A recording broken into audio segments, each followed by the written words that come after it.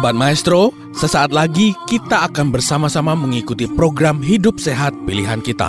Selamat mendengarkan. Membuat wajah berseri, diet yang seimbang, tubuh terlihat indah, udara yang bersih, jadikan hidup semangat, pengendalian diri, itu pemenang sejati. Hidup sehat, anugerah Tuhan. Hidup sehat, sangat berharga. 10 hukum kesehatan.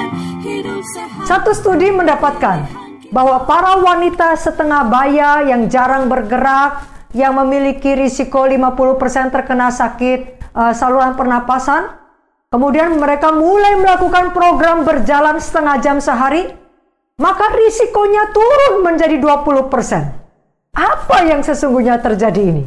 Bagaimana gerak badan yang sederhana dapat menurunkan risiko terkena infeksi? Ini saudara jawabannya. Kurang lebih 95% dari semua infeksi itu dimulai di permukaan yang lembab atau berlendir seperti mata, lubang hidung, dan mulut.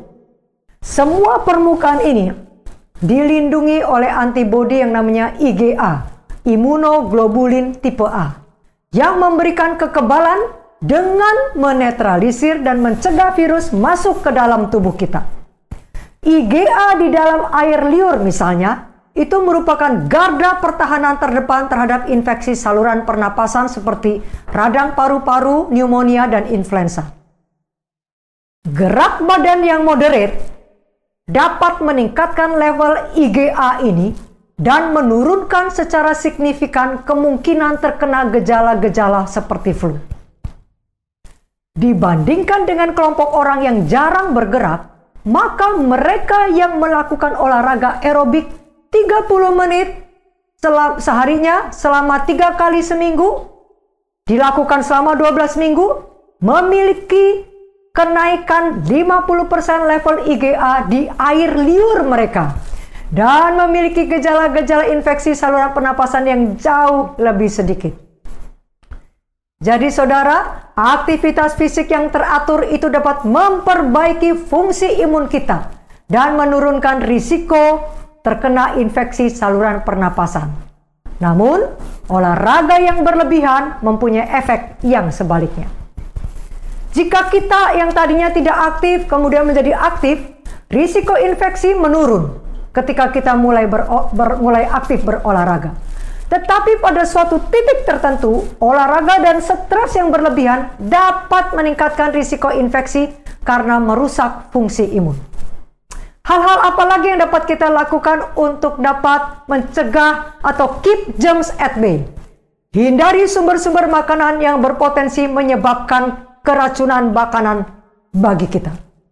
Di Amerika Serikat, racun makanan yang paling menimbulkan beban atau biaya kesehatan yang besar adalah salmonella dan juga bahkan menimbulkan kematian. Banyak orang menghubungkan salmonella ini dengan telur.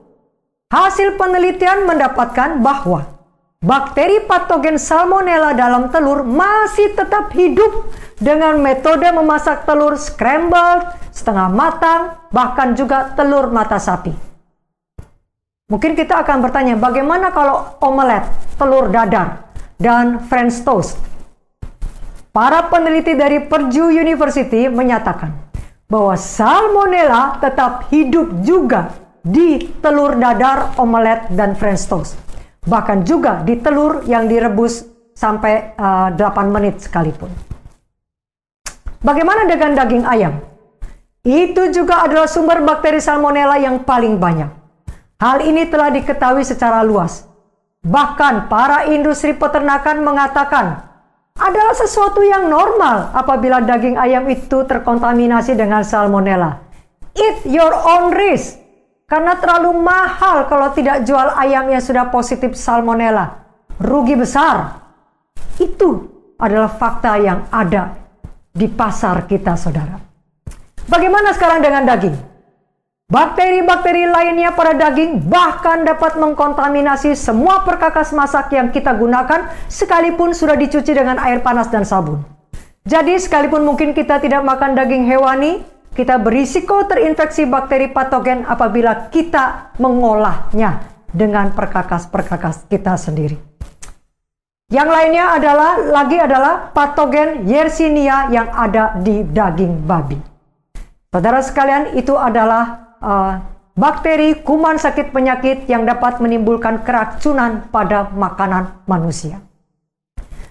Sebagai take away message, saudara sekalian, melakukan langkah-langkah kebersihan atau vaksin sekalipun tidaklah cukup untuk memperoleh kesehatan seutuhnya.